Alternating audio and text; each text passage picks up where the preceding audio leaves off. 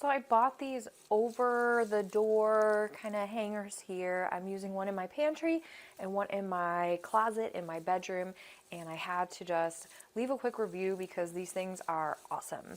So they come in a pack of 2, which is why I'm able to have them in 2 different locations, but there's so many great features about them, so I'm going to go ahead and show you what I really like about them.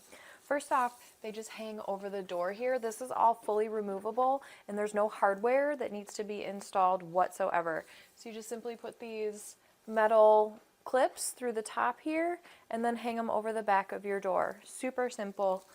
Again, no hardware or assembly required at all. Now we have these 2 pockets here that are see-through, so it makes it really easy to put stuff in here that you can see. You're never going to lose stuff. I love that. So now we got 4 different pockets here where you can see how large these are inside. I mean, they are huge. And again, they've got this nice screen so I can see what's in here, right? So I've got all my packs of throat drops right in here. But they're great for storage, and even though these are kind of heavy, you can see it's not really weighted down too much. I really like that.